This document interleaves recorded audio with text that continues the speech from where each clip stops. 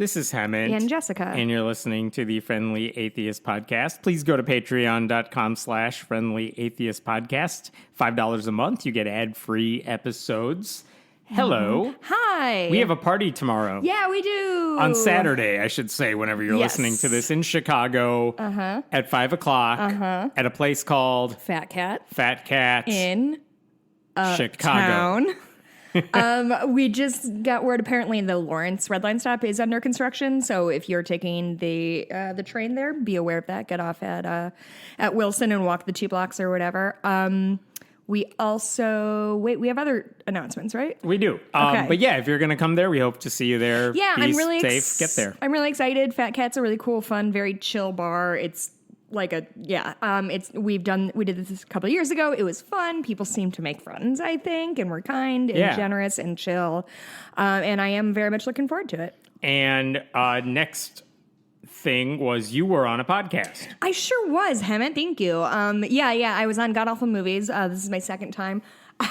What movie did you watch? Movie is generous. It was essentially a propaganda film from 1960, I think. It's this like half-hour black and white story of like a Leave It to Beaver family, and then a scientist is coming to visit, and they have to really figure out how their Christian values and science can live in harmony. And there's like Stranger Danger, but with scientists. Exactly. There is a twist ending. There is a mom who never gets named, but she does have some sort of generic lady cancer, we believe. I just re-listened to it the other day because we recorded it in like maybe May or April, and I didn't remember anything. It's pretty stupid. So yeah, you can find that wherever it dropped this past Tuesday. So sweet. And by the way, if anyone listening, we got a request to open up a Discord server file. Here's the thing about that. I don't know what Discord is. I know what it is. There's no way I'm moderating it or running it. So we're putting this out to you. If you are familiar with Discord and you would be interested in managing one for this podcast, email us at friendlyatheistpodcast@gmail.com and this ain't a resume. You're not getting paid. Sorry. Not now anyway. Yeah. But if you're interested and you think that would be a good thing, let us know. I have no problem with anyone starting it. Yeah. I just kind of want to know what's going on. And I don't have the time I don't play or video energy games in case you could tell. So Discord, not is really Discord my thing. a video game thing? It definitely Wait, is. I thought it's a way to converse. What's the other video game thing that I'm thinking of that everybody... Video games. That's all I got for you. Okay. Mario 3 was the last one I was playing. No, maybe it is Discord. I don't know, Maybe dude. Dr. Mario if I was feeling saucy. Yeah. I only played got. Dr. Mario on my my Game Boy. Yeah. Yes. Those were dope. Did you ever have do you remember the screens weren't backlit? And so we had to sit under a lamp, or my parents got me one of those, I'm sure it's $40, but those lights that clip on. Look and there's a little magnifying glass. Man, loved those Game Boys. Loved a Game Boy. The peak of all video games. I'm sure of it. Listen, no one should introduce me to anything new because honestly, I just assume that's the best. I feel the same. I had an N64 and a Game Boy, and now I play Candy Crush on my phone, and honestly, that's as advanced gaming as I really want to get into. That's all that matters. I don't have time for which is all to say, scenes. Discord means nothing to us. So if it means something to you and you're interested, let us know. Yeah. Let's start with some actual interesting, good, happy news for once. I know it's a weird show. So weird. Harvard University has chaplains for all various stripes of religious groups. Okay. There's the Jewish chaplain, the Muslim chaplain, etc. And they've done this for a long time, for many decades now, and they've expanded. I feel like they're at more than 36 different chaplains. If they get paid, it's through the organization that's sponsoring that chaplain and not necessarily through the university. Is it one for one? Is there one Catholic, one Lutheran, one Muslim, one Hindu? I feel like there's probably 30 Christian variations. Okay. But in general, yeah, they have chaplains for the different groups. Okay. Including conservative religious groups and liberal ones. So it's as diverse as you would imagine with any religious landscape here. But they all work together in a lot of ways because the issues that matter to some religious students are going to matter to other ones. And the reasons you might ever want to see a chaplain because there was a loss in your family, because you're upset, you're depressed, and you want to talk to someone who kind of understands where you're coming from. That is also true of non-religious students. And at least when they've done, not scientific, but like survey the freshman class at this particular university that draws in a certain type of student, there are a lot of atheists as well. And for... Do you have hard numbers on that? Not in front of me, but yes, there are hard numbers on that. At least, again, they send it out to their entire freshman class. Sure. And it's like one of those, I feel like off the top of my head, it's like nearly half of the students are non-religious. Even if they're not atheists. But Greg Epstein has been their humanist chaplain. I should say not Harvard's chaplain. I think it's a very meaningful distinction somewhere. He is the humanist chaplain at Harvard because he's not employed by them. It's a weird mix. But he's been there since like 2005. He's been there as long as I feel like I've been really involved with organized atheism in any way. And again, it's a valuable resource to people who are like, atheist chaplain, that sounds like an oxymoron. I just want to stress to you how important that is, because there's been a push in recent years.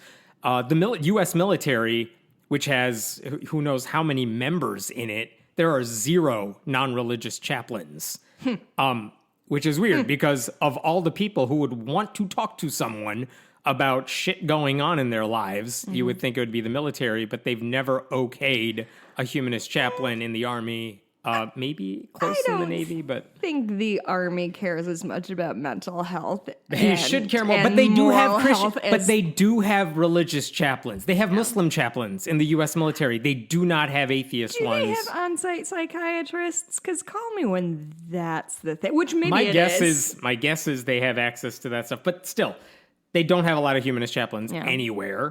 But again, it's someone you could talk to. The last thing I've heard this from people who wanted to seek therapists. It's like, I'm going through shit. I want to talk to someone who knows what they're doing. And then they'll go visit someone and they bring religion into it. Right. And it's like, that is not helping me. I know you mean well. That is not helping me. And it's kind of nice to be able to talk to someone. I lost someone in my life. I don't want to hear how they are in heaven or that I will see them later on or something. Talk to me realistically. That is the sort of thing a humanist chaplain can provide. Not just atheists, but anyone who wants to talk about these sorts of issues. They are all trained. They have experience in this world. So I don't want to, I feel like I get this knee-jerk reaction every time I write about chaplains. It's like the first comment on any of those posts, like, who cares? Why do we need a chaplain? It's like, you don't maybe, but a lot of people could use it. People who comment on articles or whatever and say, who cares? You're the real hero of Facebook. Congratulations. So because there are so many chaplains at Harvard, they have a leader that is elected by the other chaplains, or at least a small group of them.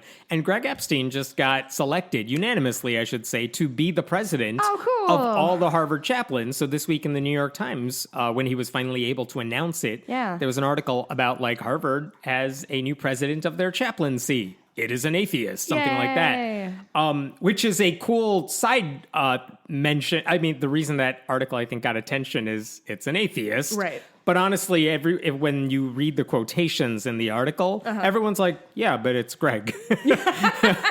He's kind of known as a bridge builder. He's not here to push atheism on people. He's the sort of guy who's like, no, this guy's the Muslim chaplain. He's fantastic because of X, Y, and Z. Right. It's not about fighting, debating, degrading any other person. He's very much let's all work together on these issues that we share in common, at least when we can. So it didn't surprise me that he got selected in that role. It didn't seem to surprise anyone the New York Times talked to. They're like, yeah, it totally makes sense. So anyone who sees the headline, they're like, what? This is ridiculous. Every religious person quoted in the article is like, no, he's fine. He's good. That's great. So that is awesome. It's now, here's what I want to see happen, which is not coming from Greg. This is coming from me. Joe Biden still has that like office of faith-based. Are you making a personal request yes, to President Joe Biden? That's right. They have that faith-based office, community initiatives that Obama started, and then Trump made all evangelical pretty much. As far as I know, they don't have like an advisory board like they had in the past few administrations. I don't know if they're going to get around to that. But even under Obama, they never had a non-religious person as an advisor on matters of faith to the administration, which on the surface, I guess makes sense. Like, why do we need to reach out to non-religious people? Who would we even talk to? Scientists? I'm saying this is, I know, right? Like, if you're looking for somebody, this would make sense. Right. Like, you have someone with a qualification and who's known as being a bridge builder. Like, if you do it, here's an easy way to get it done. And also, I should say, Greg and I and several other people worked together on a campaign over the summer called Humanists for Biden. So, like, they know who he is. I know people in the administration have worked with us. In case, just putting it out there. Oh, boy. All right, let's talk about something else that pissed me off, and it should piss everyone off.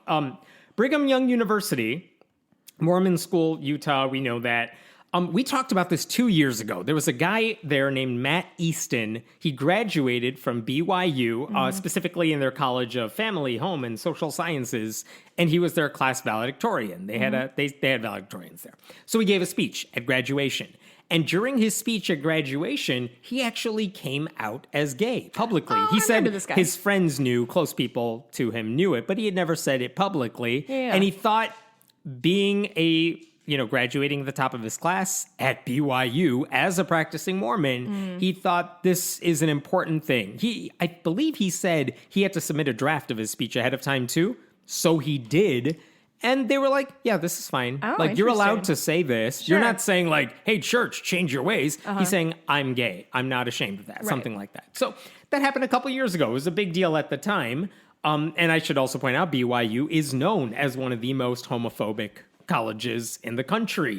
One time in the past, their bookstore, which sells like cards, because you got to go somewhere, you got to pick up a card for a wedding, they banned same-sex wedding cards, like congratulations on your marriage, because that would be seen as a sign that the Mormon Church endorses this sort of thing. And this is like a BYU official bookstore, not just like a Borders that was on the campus. Yep, that's right. So anyway, the point is, here's like, this is how BYU has shifted. And I could say the same about a lot of universities affiliated with the Catholic Church. Sure. The Catholic Church is anti-gay. A lot of colleges that are affiliated, in theory, with the Catholic Church are very welcoming to LGBTQ students. Welcoming in quotation marks. But like, they have clubs, they have the alliances, they have whatever LGBT pride group on campus. And they face discrimination because those students always face discrimination, but it's not like it's so much worse necessarily at every religious campus. So the fact that here's a BYU student coming out as such, the fact that even BYU students, especially today more than in the past, are more likely to be like, I'm fine with it. I know what the church teaches, but like, I'm fine with it. Keep all that in mind, because this week they had their 2021 university conference. Big deal for the school. And one of the speakers was one of the apostles of the Mormon Church, like a big wig in church leadership. This ain't the Pope, but it's like the next level down. It's like a cardinal coming in? Sure, the Mormon cardinal. Okay. No one write us about that. Yeah, I don't care. So he's apostle. His name is Jeffrey Holland. Mm-hmm. Big deal, guy in his 80s, been there for a while. Not that anyone cares listening to this podcast, but in case you're curious, when this guy speaks, people like listening to this guy talk. He's a in good orator? general, he's a good orator. Like, yeah, he's generally like, compared to the other options, not the worst. Okay. So he was congratulated. He also was the president of BYU for a good chunk of time back in the day. So he has a clear connection to this campus, obviously, as he's in the Mormon hierarchy. So it's a big deal. And I want to read to you a little part of what he said, because this seemed to come out of nowhere. He's kind of criticizing BYU for not sticking to church principles. And here's what he said. My beloved brothers and sisters, A house divided against itself cannot stand, quoting, who was that, Lincoln? And I will go to my grave pleading that this institution not only stands, but stands unquestionably committed to its unique academic mission and to the church that sponsors it. We hope it isn't a surprise to you that your trustees, like people like him, are not deaf or blind to the feelings that swirl around marriage and the whole same-sex topic on campus. Ooh, I am feeling bad things coming. If a student commandeers a graduation podium intended to represent everyone getting diplomas in order to announce his personal sexual orientation, what might another speaker feel free to announce the next year until eventually anything goes? ... Yes, we will always need defenders of the faith, but friendly fire is a tragedy. As in criticizing me, how dare you? And from time to time, the church, its leaders, and some of our colleagues within the university community have taken such fire on this campus. And sometimes it isn't friendly, wounding students and the parents of students who are confused about what so much recent flag waving and parade holding on this issue means, unquote. So he's mad at BYU students who might have participated in a pride parade who call for the church to get better on LGBTQ issues. And he's like, and they're criticizing the higher ups in the Mormon church. They're criticizing the administration for sticking to the church's rules and not doing the right thing. And you're saying that people don't like being criticized and tend to clap back? That's so weird. I know, and he's weird. Like, why? You guys need to stop doing that. Usually powerful men take criticism really well and reasonably, so I am shocked, I say. Yeah. Which is a weird way of saying, like, hey, remember, kids, this church is very against LGBTQ people. We're against their rights. We're against their allies. And the way he said it, we're against even openly gay people who aren't ashamed of it, even though nothing that graduate student said violated church doctrine. Because keep in mind, this is one of the issues I had when that guy made the speech a few years ago. He was saying he's openly gay, but he was still a practicing Mormon. And by that logic, if you want to extend that, he's basically saying, I'm never going to get married. I'm always going to be celibate because I follow the church's rules. But I'm gay and I'm not ashamed of that, which is like, I'm glad you said that. But also, I don't know if I like where this is going. But also, it's not my life, so whatever. Yeah, and it's also, like, obviously he's old enough to know his own mind. He's a college graduate. He but, can like, do what he wants. He's still young, and the things I decided I was definitely going to do or not do at 22 are not necessarily the same. And that explains your face tattoo. Yeah. And here's this Mormon apostle saying, like, he basically has a problem with that kid, too. Yeah. Like, how dare you come out as gay and do nothing else that violates church doctrine? But he's basically blaming people like Matt Easton for stoking divisiveness in the church, as if we should all get along and that is a higher priority than human rights and civil rights and fighting for your fellow Mormons who are LGBTQ. Stupid. Like, it's all dumb. It's so dumb. They asked Matt Easton, hey, I know you heard the speech. What did you think about the speech? And he said, I think this is to the Salt Lake Tribune, I'm proud of what I did 2 years ago, and I stand by what I said. I wasn't trying to grandstand or commandeer the event. I drew on my personal experiences because they shaped my time at BYU. Authenticity is not the same as agenda pushing. Oh, shit, that's good. I take it back. He's much smarter than I was at 22. I was an idiot. Here's the irony. This guy, Holland, he gives this speech. And on the same day, BYU announces they're opening up a brand new Office of Belonging to help students who face prejudice of any kind, including that based on race and sexual orientation. Dystopian title of anything. Office of Belonging. That is we know you feel out outcast. Of Brave New World. We know you feel outcast, but we want you to know you are welcome here. We even built this special area for your people to stand in. Ignore the man in the fancy clothes saying how much he hates you. We love you. By the way, I don't know. I just saw this on Twitter before we started recording.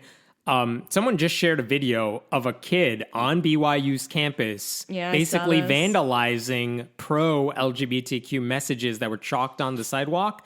And he basically was trying to erase them or vandalize them while saying slurs about LGBTQ people. Cool. Which I wonder, is that connected to what Holland was saying earlier this week? Because this is what he said this week was controversial among Mormons. And certainly ex-Mormons are furious about it. But also even practicing Mormons are like, you're not helping. Like, we're trying to show gay people we love them. But it's like the Catholic Church at this point. Like, you can be Catholic and say, look, we do welcome gay people with open arms. It's like, yeah, but have you heard what those people are saying? Because they run this place. Boy. So... Oh, that guy. Yeah, that sucks. And was it, I saw a clip of that video that when you posted it, when I was just waiting for my food. Was he talking or was he just... He was talking. Someone was videotaping him. He knew someone was videotaping him. And he is saying slurs, the F word, about gay people. Like, and what was on the ground? I saw him just dumping water on the ground. Yeah, was I assume it said, like, thing? we love you, LGBTQ pride, whatever it was. Something like that. Cool guy. That's what's happening at BYU among the people who follow church doctrine. Yeah. So we definitely want more of the guy shouting slurs and less of the guy bravely telling his life story to people who might not understand it. Good job, BYU. You're emphasizing the right lessons. This one almost made me laugh, except it has to do with vaccines and people against them. That's not funny. But in Ohio, they're hearing a bill. There's a bill going around, HB 248, which would ban mandatory vaccinations and vaccine status disclosures. It's a Republican bill saying, like, how dare you tell me to protect health? Republican bill? What? Yes, I know. In Ohio. Who knew? Oh, my God. But they haven't passed it. It's in the House. It's through its, like, 7th hearing right now. They haven't made headway on it, presumably because no one wants to become Florida, and they're not eager to pass this stupid bill. But they had a hearing this week, and so what that means is if you're a citizen, you can sign up to deliver a speech to the lawmakers, whether you're for or against it. And usually with that sort of thing, when it's as controversial as something like this, the people who are for the dumb idea, like, sign up to speak in droves, and the ones who are against it, because they're smarter, are like, no, I'm good. I'm against it, but I'm not going to sign up to drive to the Capitol to make my... You know what I mean? Sure. Like, it draws the crazies a lot. Yes. I wish it wasn't the case, but that happens. Anyway, if you look on the list of all the people who want this bill to be passed, one of them was a guy named Father Gabriel Lavery, which would make you think he is what? A priest from the 19th century? That too. Yeah, I mean, on the surface, it would sound like he's a Catholic priest. He was wearing the collar with the little white part you could see, so he's dressed the part. And so he submitted testimony in advance, which everyone had to do. And if you read that, it basically says these vaccine requirements should, quote, simply be forbidden as a violation of human rights. Okay. I feel like when you're writing a bill, simply is not what you want to lead with. I feel like bills are infrequently simple. So he spoke, and then he took questions. I guess they allowed lawmakers to ask questions to the people who were speaking. And someone asked him, how do you square your position against vaccines with that of Pope Francis, who's been very pro-vaccine and masks? And he's been like, fine Pope about who it. now? And so this is what the guy said. Yes, here's what the guy said. Well, that goes down to, first of all, deeper religious questions. As Francis on many occasions has contradicted Catholic teachings, I certainly don't recognize him as Pope. Oh. You have to be Catholic to be Pope. But I don't think this but I is don't like think birtherism, but I don't think that's what we're here to discuss today. Yeah, so okay, that's the part that picked up attention online. Like, did the priest just say you have to be Catholic to be the Pope, and that was implying Pope Francis is not really the Pope because he's not really Catholic? Love this. And so, of course, you got to dig into that, right? So here's the deal: that guy is not a Catholic priest. He just cosplays as one. He's part of a movement called Sedevacantism, which basically rejects all the new lines of popes. I'm going to need you to say that. Yeah. Seda, S-E-D-E, vacant, like vacant-ism. So Sedevacantism. I don't know what Seta means. But basically, they reject the current pope as the legitimate heir to the throne. After Pope Pius XII died in 1958, they gave up on the new line of popes and the new Vatican reforms because they were too modern.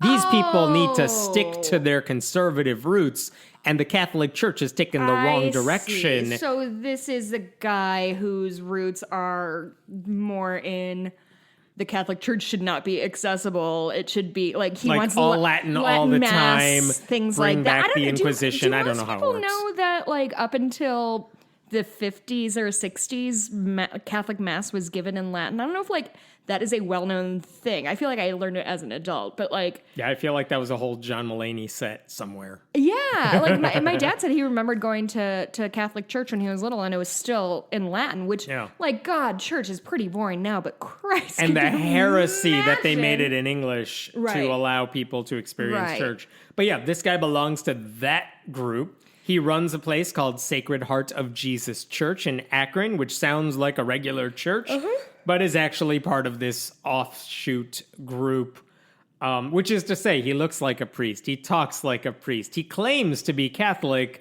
but also he believes he has as much legitimacy among the Catholic Church as I do. Yeah. Like, they don't recognize him as priest, which... means he's not a priest, because they get to decide who represents them, at least according to the Vatican. But anyway, the point is, this guy showed up to this Ohio hearing dressed like what everyone assumed was a Catholic priest, because they didn't look into it. Right. And they're like... why would you? Yeah. And they're like, well, how come what you're saying doesn't match up with the Pope? And this guy is like, how dare you ask me that? Because you know that's the only thing anyone ever asks him when he's like, let me tell you about my church. Oh, you mean the Catholic Church? No. This is like a guy who wears like a really like gaudy bracelet and just hopes somebody asks him about it. And like, oh, this? It was forged in the fires of Mount Doom. Why do you ask? Like, he wanted this. He was craving this kind of attention. Oh, it's great. This guy signs up for every hearing, by the way, and he shows up because he... Wait, really? He does? Like, he does. He shows up for other hearings, too. Says Father in front of his name. Hopes no one asks him about anything. And is that... I mean, I guess you can just give yourself... I guess I'm technically a priest because I'm... But like, okay, so you can't call yourself a doctor unless you have an MD. Like, that's a real thing. Right. Or a PhD, obviously. But like... is there anybody who's going to be like, sir, you can't just call yourself father? Well, first of all, I mean, we've had that issue. I mean, certainly among evangelicals who earned honorary doctorates from like non-credentialed, non-accredited schools. And they're like, here, Ravi Zacharias, we want to make you an honorary doctor. And then in his bio, or we want to give you an honorary doctorate. And then in his bio, he's like, Dr. Ravi Zacharias. And it took a while before people were like, wait a minute. But that's not the same thing. No, I would maybe... Like, can the Catholic Church say, like, that's our thing, dude. You can't just take that. Like, is there a... You know, I'm just curious if there's any I don't know if there's anything the Catholic Church can do because they don't own the word father. Right. You could dress however you want. Right.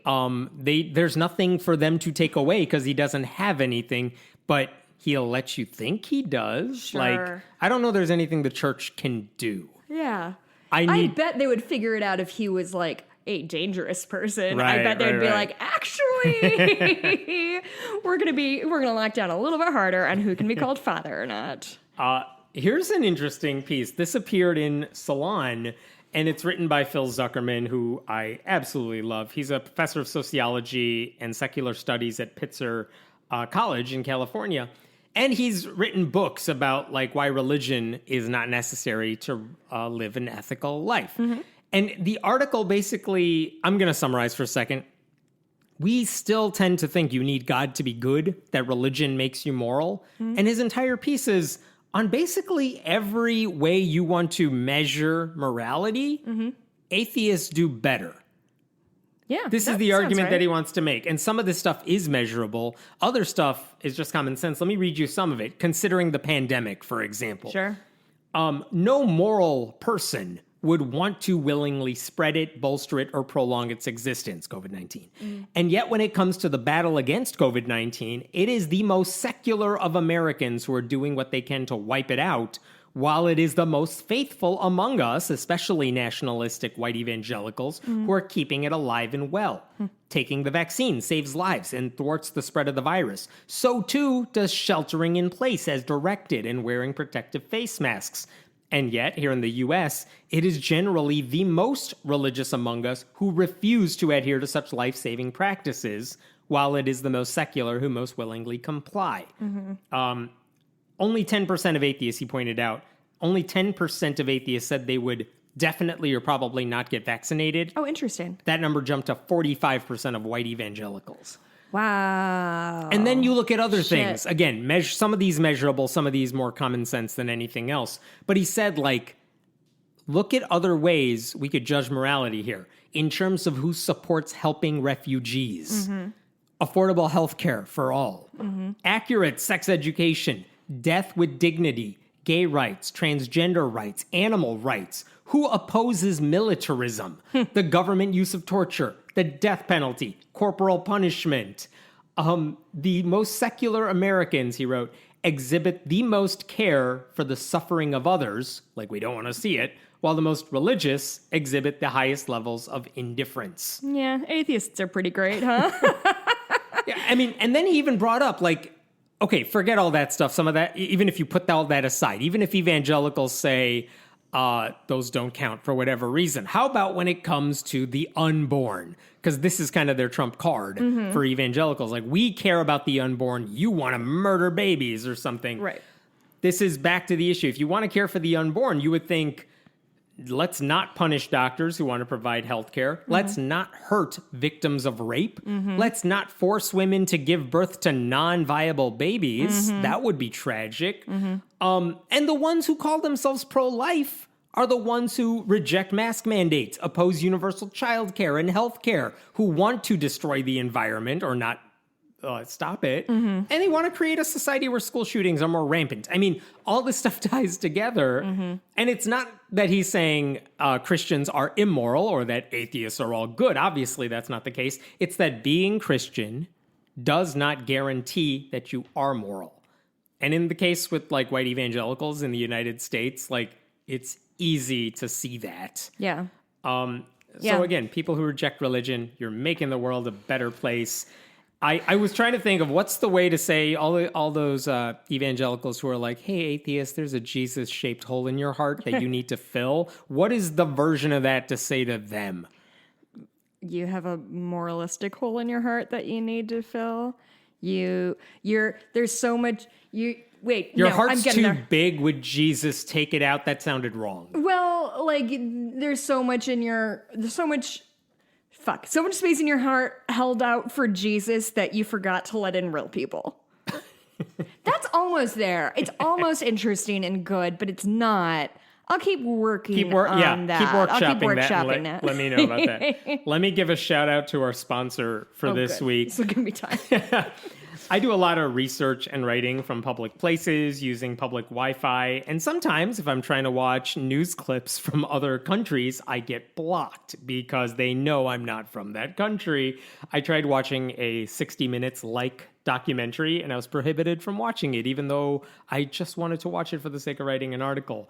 And sometimes going in incognito mode or something just isn't enough, since internet service providers can still see where I am going. To keep my data private when I go online, I turn to ExpressVPN. ExpressVPN is an app that lets you change your location online, or websites only think they know where you're, so that websites only think they know where you're located.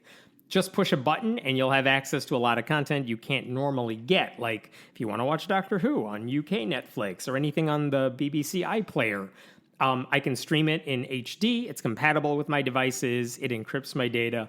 It's great. So if you think data is your business and not theirs, just go to expressvpn.com/friendlyatheist. You will get an extra 3 months of ExpressVPN for free.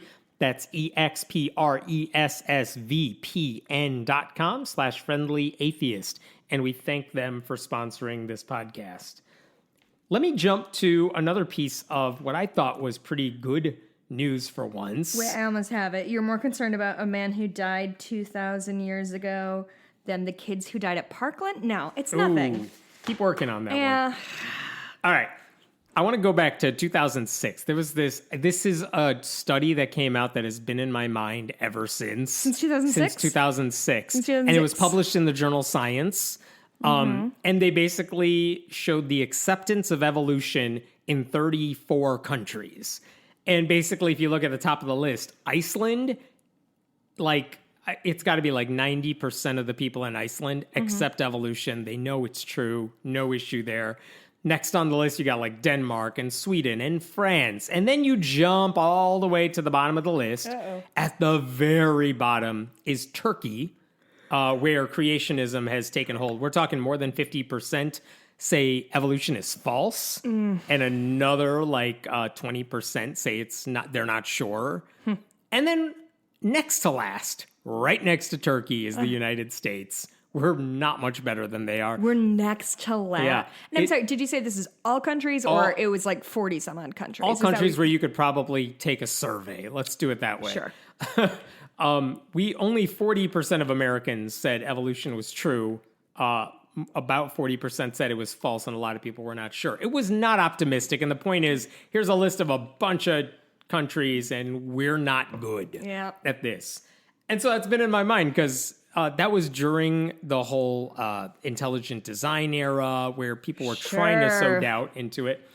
Now, last year, maybe 2 years ago when we talked about it, it was different. Gallup does a poll about evolution every couple of years, and they actually found something surprising, which is 55% of Americans accept evolution. But they broke it down. Okay. Only 22% of Americans correctly said humans developed over millions of years, with God playing no role. I'm sorry, you said how many percent? 22. That's so few It's people. so few. That's like a fifth of people. Yeah, who said, again, we developed over millions of years. God had nothing to do with it. 33% of Americans said, okay, fine, millions of years, fine. But God guides it, which is... So, fine. I will honestly, Hammett, don't care. That's fine. I will lump that in. Give me that 55, that sweet 55%. So it was like okay, fine. It's more than half if you include those people too, which is good. Yay for being a majority for once. Yeah. But let's add one more piece of data to this now. And this one is not just Gallup. This is Datum. Yeah. A new paper published in the journal Public Understanding of Science. They looked at surveys collected over the past 35 years to see the acceptance of evolution over that time period. And what they found is that the acceptance of evolution, quote, increased substantially in the last decade. Basically, do you agree with the following statement is what most of these surveys asked. Human beings, as we know them today, developed from earlier species of animals. Yeah. They did not ask about God. They just said, do you accept evolution that way? Okay. And they found that over the past decade, the percentage of Americans who agreed with that sentence rose from 40% to 54%. Okay. Which, again, huge jump. It is the majority. It doesn't ask about God. So part of me is like 54% tracks with what Gallup said in 2019. Yeah. But Gallup broke it down with the God question. Yeah. But this suggests it wasn't a one-off. It's not just them. Most Americans accept evolution. It's not nearly as high as it should be in a better country. Better country. Yeah. Yeah, I'll take 55 for now. For now, yeah. And at least it's trending in the right direction, right? It does seem to be. Now, one of the things they pointed out is like, so what do all these people have in common? Why is there this surge over the past decade in Americans? What changed? Because it's not like politics. We've gone from Obama to Trump and kind of back again. You know what I mean? So it's like, it's not just that. What is it that helped? And the thing the researchers pointed out is that looking over the past 35 years, the big changes were science literacy, taking college courses in science, which became a bigger requirement, and having a college degree, which more Americans have now than ever before. So more people are going to college, taking college classes, and taking a science class is a mandatory class in a lot of places. Can you go into, do you know any more about sciences more frequently taught in college? Is it like a more well-rounded education type? Like like core credits? Here's what one of the researchers said. Almost twice as many Americans held a college degree in 2018 than in 1988. So in that span of 30 years, almost twice as many Americans have college degrees. And that researcher said it is hard to earn a college degree without acquiring at least a little respect for the success of science. And they also pointed out completion of one or more college science courses was the strongest predictor of adult acceptance of evolution, which makes sense. And it means, if you need a higher education in order to get a job, to make more money, you're almost certainly going to have to take at least a science class or two. Yeah. Because you got to be somewhat well-rounded. Well, and what I was just thinking about that I never had considered before is that, like, I was a lit major, and I had to take, my core science classes. I think I took, it doesn't matter. But in hindsight, like, when you're studying lit, especially like 19th, 20th century literature, you sort of study it alongside the scientific advancements that were happening in culture at the time. And so, like, even though I was a lit major and only took, I think, one, maybe two science courses that I think I took two, still, like, science literacy was part of understanding what I was studying as well. So it makes sense that people with higher education, even if they're not studying something, even if they're not getting, like, their BS, you just kind of understand more, like, how science works and its advancements and all that That's stuff. kind of the thing that I've heard from a lot of creationists too. Like, once you actually understand the process and that this isn't scientists believe it, right? Like, there's a process. We can back this up. And once you learn how science works, it's a lot harder to accept, like, what a creationist is going to tell you about it. Yeah, because I think creationists lean very hard on, they just made this thing up. It's indoctrination. It changes all the time and makes those kinds of It's the same thing they're saying arguments about vaccines now. Like, well, they developed it quickly, so you can't trust. It's like, you can debunk all of their lies. Right. And they're things that, like, sound scary to the uninformed. But it's like, no, it's the fact that it was developed quickly. That's not a flaw here. Yeah. There's ways to do it with evolution too. The ways they dismiss it. It's like, will you listen to the rebuttal if we give it to you? Another thing. So they said positive correlations with the rise of evolution acceptance. Graduating college was a big one, obviously. Negative correlation with age, as in older people are less likely to accept evolution. Younger do not. I should say younger people are more likely to accept it. Here's one that surprised me. Having kids helped. Why is that? I was not sure at first. Like, why would having kids make you more likely to accept evolution? Wait, I really want to think about this. Can you guess that one? Because it took me by surprise. I did not get this at first. So my first instinct would have been, like, all the doctor's visits you get when you're pregnant and, like... Oh, that's not bad, yeah. That would be my first guess, but your laugh told me that probably isn't the right answer. That's not what they said. Yeah, I have no... Is it, like, the aspect of, like, relearning things with your kid? Is it like reading books? Yeah, pretty close to it. They said, this is from their paper, although we often think of adults as transmitting science information to their children, research in recent decades has shown that many parents learn new science information through helping their children with homework, assisting with science fair projects, and answering questions that occur during science museum visits or viewing of science-related events on TV. So, yeah, having kids. There you go. So the Duggars are like, wholesome. They got to be super sciencey, I assume. They've never been to a museum. No, they went to the Creation Museum. Yeah. So that must be interesting. I kind of love that. Isn't that interesting? Okay. Yeah. Let's talk about, you're going to enjoy Lori Alexander here. Christian blogger, mommy shamer Lori Alexander, the transformed wife. I hate her. Yes. She's has so smug, always... And I'm smug, and she makes me... She hates feminism. She hates working women especially, and she's spent a lot of time recently trying to explain why women should not work outside the home. Ooh. And here was her latest argument. I'm going to read this to you. Does it only ever apply to mothers? Yes. Do married women with no children exist in her brain? No. Interesting. Nope. So she said, here's why you should give up your day job and stay at home. I don't care what your husband does. He surely makes enough money, for everything you need. Okay, I'm quoting her. When I was in high school in the mid-1970s, most of my friends' mothers were in the workforce. Homes were left empty during the day. One of my church friends, the only other girl in our church, would tell me about her fornication exploits. She and her boyfriend would go to her home during lunch and fornicate.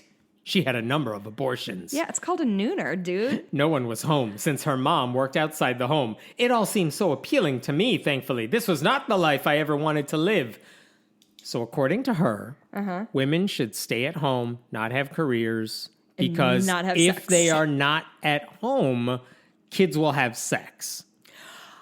Oh, she was saying, this was like a young person she was talking to. I thought this woman was saying another human adult said, I go home and have sex with my boyfriend. No, her high school friend friend said, I had sex with my boyfriend because my house was empty, so we went back home during lunch and had sex. And she's like, see, women, this is why you shouldn't work. Which, again, I just want to point out, if kids want to have sex, they will find a way to do it. They don't care if you're home. Oh my God. Do you know how many rooms are in some houses? So many. And I'm sure transform wife with her single income family. Wait, no. She works? What the fuck is this bitch talking about? She works from home, writing screeds against working moms. Oh, so I'm technically good because I am a freelance writer from home? With a cottage industry. The Christians love a cottage industry. Yeah, side hustles are okay. You just can't, have a real job where you might have to go somewhere. I have 3 jobs and they are all work from home. So I feel like I've found a loophole. And that is why your kids are not having sex. Never gonna have home. sex. Yeah. She also said, so obviously she had to consider, someone would have said, kids high schoolers are going to have sex. If and they have have cars and she said, woods. Yes, teenagers can have sex in cars, but it's far more comfortable and easier for them to have it in their own homes and in their own beds. When mothers aren't home, it's too easy for them to fornicate. Yes. She said the word fornicate. Yeah, so when kids are trying to scramble to find a place to have sex because they're 17 and horny, they're like, where would the most comfortable and cozy place be? No. No. This sex is going to last 45 seconds, and it's going to be okay for everyone involved, hopefully. And listen, they don't want to have sex in their bed. Their twin bed. Their twin bed. That's still decorated from when they're 8. Yeah, with the race cars on it. Yeah, I hear you. So sexy. I love how she thinks this is the argument to convince moms to stay home. But wait, your kids will not have sex if you are home. They know you're home. They'll go somewhere else if they want to. I want to be really clear. Sex, generally, as we know it, takes 2 or more people. So, presumably that other partner has a home with a bed and maybe parents who aren't home. And also, hey, does she know being a stay-at-home mom does not mean you are, you're not under house arrest, ma'am. You can go to the store. Yeah. You can go shopping. You can, go visit friends, do volunteer work. You're not going to be home 24/7, my dude. Fucking weirbeards. Yeah. Here's some good news from Sydney, Australia, because they take COVID seriously there. And they had a lockdown rule, no gatherings of any kind. Stop it. We want to nip this in the bud before it gets worse. And so last Sunday night at a place called Christ Embassy Sydney, it's a church, predominantly black church, Christ Embassy Sydney, the police found out they were going to gather there despite the lockdown warning. And if this happened in the U.S., nothing would happen. Nothing. It should happen. Nothing would happen. They went to that church. Yeah. The police did. There were about 60 people there. Most of them were about half of them were children. So the 31 adults who were there, they ticketed every single one of them. Wow. With fines of $1,000 each. Shit. And they fined the church of $5,000 on top of that. That doesn't seem like enough, but go on. So basically, there you go. The police minister said he was quite stunned by the reckless behavior, saying, if major cathedrals can stream services, then suburban churches can as well. Dang. And I just enjoy that they take it seriously and they do not care if your religion is the reason you've decided to avoid lockdown. Because again, it's a selfish move on their part, which is we want to spread COVID in the name of Jesus. No, you don't get to do that because it's a deadly virus. There are other ways to worship. There are other ways to have a church service that are easy. Everyone else figured it out. You could figure it out too. They have a YouTube channel. They know how to do this. Yeah. Interesting. One man in the service said to the congregation, because they knew they were in trouble and they knew they were going to get caught. In the name of Jesus, we refuse every lockdown in our cities. We declare the lockdowns are over in the name of Jesus. Oh, so they get Fox News in Australia, too. Hey, Rupert Murdoch is right there. Yeah, I guess. So, touche. But it's because of them the lockdowns might last even longer. Yeah. Like if you want to go back to church in person, stop it. I wonder, has there been any, do you know off the top of your head, have there been any incidents in the United States of like non-Christian groups trying to push boundaries on COVID laws? I mean, I'm thinking of public school parents who are like, no mask mandate, put our kids back in school. Well, I guess, let me be clear of what I'm asking. I'm wondering if, so one of these many American groups who have done similar things to what they did in Australia to obviously no, well, people died, but other than that, no financial issue.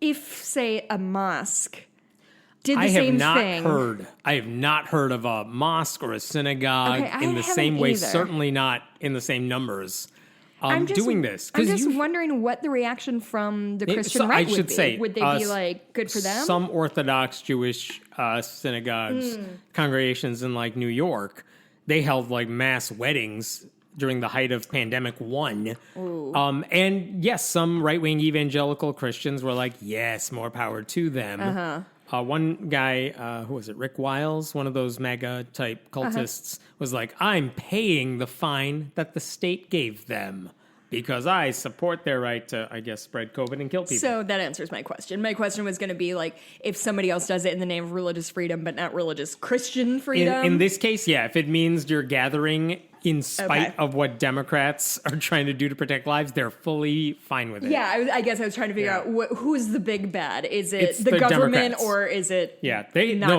they're totally fine with other religious groups doing it if that day comes. Got it. But for the most part, this is unique to the cultists among us.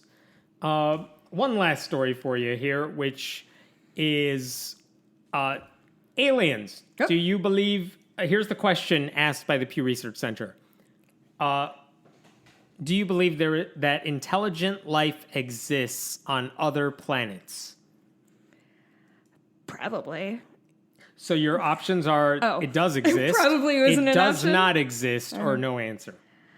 I would lean toward it does exist, but... And notice they say intelligent life, so we're not talking like, I don't know, a bacteria per se. Good point. And that also weirdly assumes there's intelligent life on this planet, which, debatable.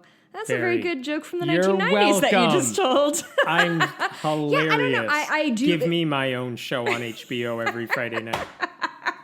This is a thing I think and talk a lot about. Like, I think that it's more likely than not that there is some other form of intelligent life out there. However, like with the caveat being, I do not think anybody has visited. Different question. I know it's different question. I'm not answering the server. I'm answering you and getting ahead of some emails.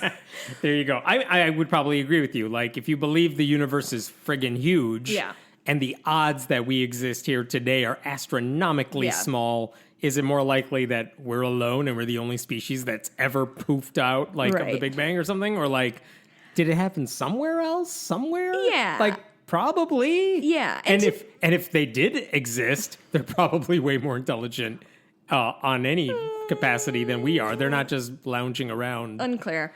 But I do want to say that the whole ancient aliens thing, aliens help build XYZ, is just racist, right? Like, is that, we all know that, right? They're like, these brown people couldn't have built something this tall when white people couldn't do it. Aliens. Racism. I feel like I have to slap a meme on the podcast here, and I can't. Aliens. Yeah. So here's I've never seen that show, and I can still hear his voice in my head. Aliens. So here's what the Pew Research Center found. Who believes there is intelligent life beyond Earth? Atheists, 85% said, yeah, I believe it's out there. 85%? Yeah. That's so many. I feel like really that's is more so many. than atheists who believe And in like they're- evolution. Yeah. They're not saying we've met it. They're not saying we will ever meet it. They're just saying, yeah, it's probably out there. Yeah. 85% of atheists, which is the biggest. Actually, agnostics also 85%, which surprised me because they don't know anything about anything, but they have very strong opinions about aliens. That's funny because when you asked me, my first answer was I'm agnostic about it. I just don't think there's any way we can know one way or the other right This now. one actually broke up the nuns into atheists and agnostics, and the numbers were identical, which is so weird to me. I've never seen that before. Why would they break it up? I guess because just there was for enough atheists to answer the damn survey this time. funny. So 85% of atheists said I believe in intelligent life on other planets. Who was the group that was the lowest in terms of that? With 40% saying 40% is still very high. That is I'm pretty gonna high. go with our friends, white evangelical Christians. Bingo, you win this game. Yeah, and if the less you prayed, the more likely you accepted that there was life probably somewhere out there. And again, the Pew doesn't get into why necessarily all this is happening. But as I said, I think the odds that life began and evolved on one planet in one galaxy and literally nowhere else, that seems incomprehensible to me. Yes. Not based on data per se, just based on math or statistics. Well, and it's the whole Sagan/Contact quote of, I don't know if something's out there, but it's a lot of room. It sure would be a waste of space. And even I haven't Dawkins, seen that movie since I saw it in theaters, and I pulled that one up. Even Dawkins has written how lucky we are to exist at all in the face of the right odds. now. I don't know where that one's from. That's Hamilton. How lucky we are to be alive right now. I didn't How hear the could first you? part of that. Sorry. You get the first part. That was a Sorry. little bit we did together. That we were not in the show. If you, I was on Truth Wanted through the ACA, and the last question we got that night was a guy who called in from Serbia and said, I believe in aliens, but it makes me feel like a bad skeptic because I know there's no proof for it. Right. And I was fucking stoked because when I'm talking conspiracy theories, that is the stuff I want to talk about. Of course we can't prove it one way or the other. To me, that makes it much more fun to discuss it. Oh, yeah. Because nobody can Google it and be like, oh, well, an alien came down in 1942 and you missed it. So you know what I mean? Right. I also think it would be interesting because for evangelicals, white evangelicals, and I mean, look, if you look at other groups, for example, Black Protestants, who are typically more liberal, but Black Protestants, 55% said, I believe it. Catholics, it was 67% believe it. But it was atheists and agnostics who are way up there. I did not realize that belief in intelligent life outside of Earth was so prevalent. I assumed it would be like a quarter. Yeah, I would be with you. I thought all those numbers would be a lot lower. I guess one thing to keep in mind, though, and this is interesting, for white evangelicals especially, because that 40% number is really high for them. Really high. If they found intelligent life, or forget intelligent life, if you found life on other planets, bacteria, something, what would that do to their faith that believes God put us here on this planet? We are special. God's watching us. I feel like I've said this before, but that may be the one thing that would destroy the foundations of their faith more than anything else, which is to say, we're not that special anymore. Strong disagree. Yeah. I could not disagree with you, Les. I think that, first of all, I think that the nature of faith is so malleable that it's not too difficult to sort of wrap something else in. And I think if you already have in your head that your God is omniscient and can see everybody everywhere and can hear everybody's prayers, to me, the stretch of and also on other planets does not seem that far off to me. Do you think they would try to, if they found out there was life on other planets, how long would it take to pull a John Allen Chow and I must convert those people who have never been interacted with my kind before, and then they die?